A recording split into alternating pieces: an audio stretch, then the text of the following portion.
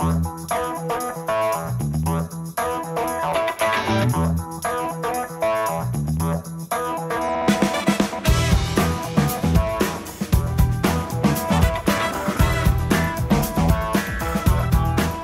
welcome back to Foodable Smart Kitchen. We are here again in studio. Of course, now I've got Chef Adrianne Calvo. Welcome over here. Thank you. Thank you. It's so great to be here. Yeah.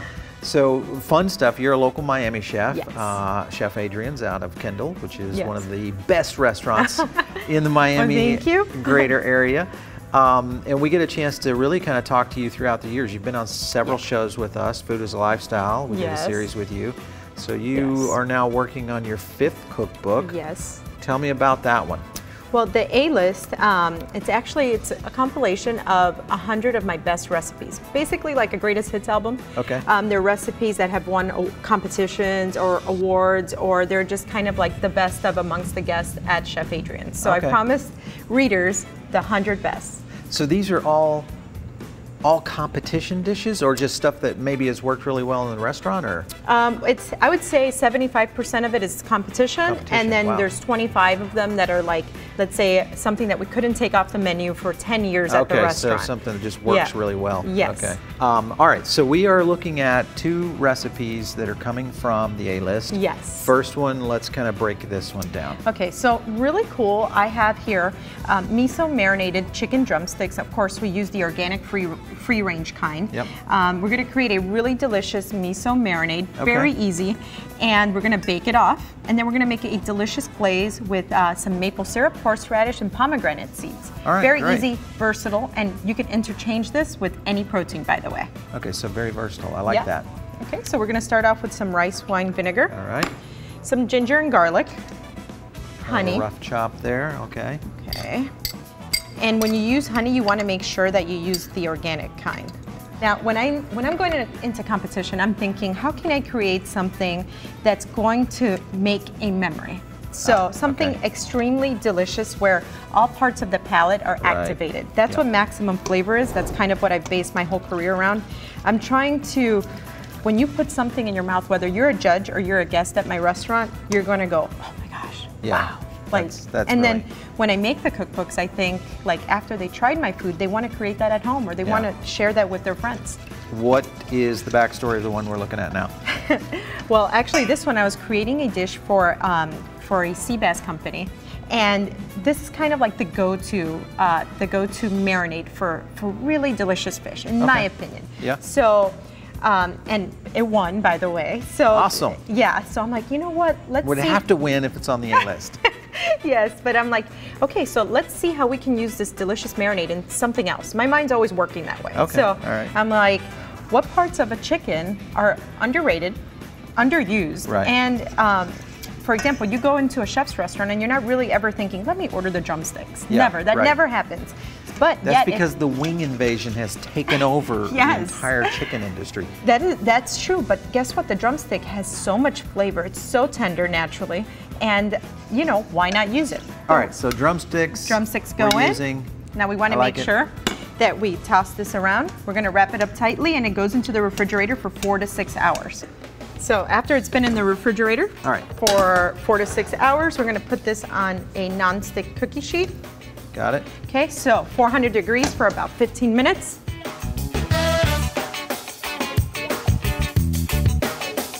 So don't be scared with the dark stuff. That's just the marinade that got, here we go. So there you go. These, oh my goodness. Wow. Wow. Wow, so wow, I like that description. What happens is that marinade seeps into the meat. That's what marinating is for. And as it cooks, it kind of pours out, and it cooks with the natural juices of the chicken. Okay. So if we wanted to leave this as is, this is already delicious, but because we want to go that extra maximum flavor, we're going to make a glaze now. All right, so we've got an additional saute going over here. Yeah, so we've mixed in maple syrup. Make sure you use the organic kind, horseradish, and now we're gonna add here some fresh pomegranate seeds. Okay. Now, this is a really delicious and surprisingly fun pop for anything. So, I mean, you could add this to cauliflower. You can do this with sweet potato. I mean, the possibilities are really endless. So we're gonna cook this on the stove for about 5 to 10 minutes just to let this come together. Okay. To make a glaze. Got it. So now we're gonna glaze these drumsticks with this beautiful maple horseradish. How long do you cook this? This 5 to 10 minutes. Okay. Just to let it come together. Yeah. And it also seems to kind of break down the pomegranate just a bit. Just a bit, exactly. So now it's gonna go back into the oven for 4 to 5 minutes, just really quickly. Okay. All right. So here we go. So we have. Plate this up. So we take this beautiful. Oh, it's falling apart from how tender it is. Okay. Perfect. Oh, look at that color. Yep. I like it. And I have some chopped chives over there if you'd hand them for me. So we decorated with a little bit of chives. And there you have it. I mean, I always say I'm allergic to boring, but this chicken dish is definitely allergic to boring. Cool thing is, of course, this can go with a lot of different proteins. So the fish. You could do it with fish. You could do it with pork. Like a pork chop? Yeah. Oh, absolutely. It would be so delicious with a pork chop. Especially how about for ribs? Yeah. You know? Yeah, this could be a great recipe for ribs. Yeah.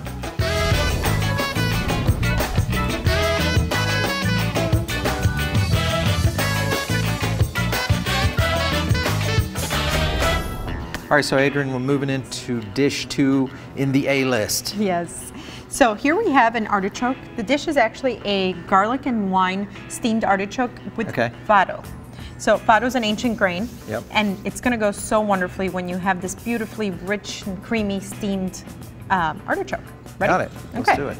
So we're going to start by trimming the artichoke, and then we're going to cut off the tip. This makes it easier for the blooming. So once it's steamed and it opens up, it makes it easier for that. Good. Okay. And now this dish is very easy because we're going to throw everything into one pot and it's going to cook together. All together. All together. Okay. And in there we're going to add about a 1/4 cup of unsalted butter. Okay. Some thyme. Yep. Garlic. And then red pepper flakes. Okay. Now, if you like it spicy, add a little bit more. You know, if you don't like spicy, don't add any at all. And you can actually add some just plain black pepper. Okay, so just a black pepper. Yes. So now we add face up our artichoke, and we're going to add some lemon. Got it. And we're going to throw in the actual lemon as well, because there's a ton of flavor on the outside on the rind. Yeah, exactly. Okay, so then we're going to add half of the portion of fresh flat leaf parsley, and then we have par-cooked fado. That goes in there as well. Okay. Now we're going to top it off with a nice dry white wine. Make sure it's something that you drink. This looks fairly easy to do. Very Once easy. Once you get past the, you know, the prep work. 1, 2, 3, 4, 5. And over medium heat, this is gonna steam for about 25 minutes. Okay. Okay, so while we're waiting for that, what's the backstory of that dish? So the backstory of this dish. Tell me what chef's ass you kicked with that one. No, actually, all the chefs that I compete with, I'm all their fans all the time. But you do like kicking their butt, though, right? Just say it. Just say it. I do sometimes, but you know, that's just all fun and games. I really enjoy creating something that wows people. Yeah. You know, in general. So for this case, I was doing it for a California white wine. So I was like, okay, how are we going to really showcase this dish? And you know, when you're as a chef, your mind kind of goes in 100 million directions, right? But then you're lucky if you get pulled back into something simple, so that either your guest or the judge can really concentrate on whatever that main ingredient is. You know, you want to highlight it really well. So if you do something overly complicated, you know, it's going to drown out what it is. So I'm like, okay, how can we do this? And I thought of this really delicious artichoke recipe. And then how we're going to make it a little bit different? Well, let's add some farro in there so they could slurp up that really delicious sauce that white wine was part of. And they loved it. Perfect. All right, so our artichoke is just about ready. So you were basically trying to outsmart the judging panels with this move. I like it. Okay. Yes, yes. So now imagine, now here we have the artichoke has completely opened up. And so now that sauce is seeped in there, and now when you're done with the artichoke, you could just slurp it up with the rest of the farro. So when you think it's over, it's not over. Got it. Nice. Okay, so now we want to make sure that none of this goes to waste. Get that all on there. Oh yeah. All those great juices. Oh yeah. This looks amazing.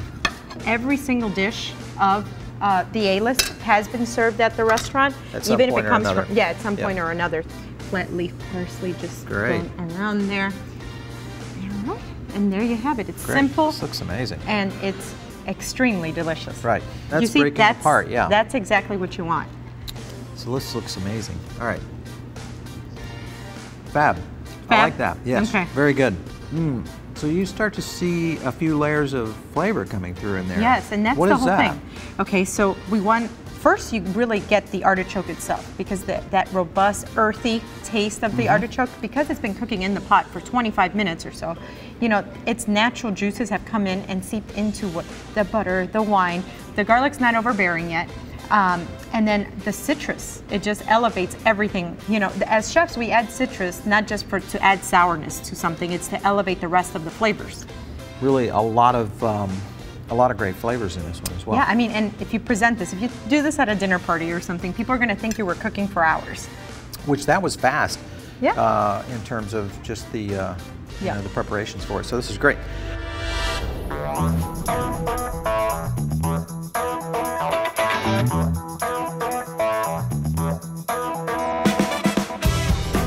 All right, so what's going on next for you and your restaurant here in Kendall? Celebrated 11 years, which is a milestone for a restaurant. That's amazing. Yeah, congrats. And now we're just going to take the A-list on the road as soon as it comes out.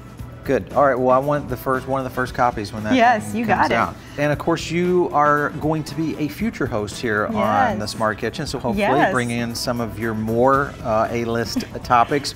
All right. So for all of you, of course, tuning in here, whether you're catching this on YouTube or over on foodabletv.com, make sure and check back here often, and also write a comment down below. If you're on YouTube, and give us some input on what you like about the Foodable Smart Kitchen. Adrianne, thanks so much for stopping in. Thanks for having me. Stay tuned and keep watching.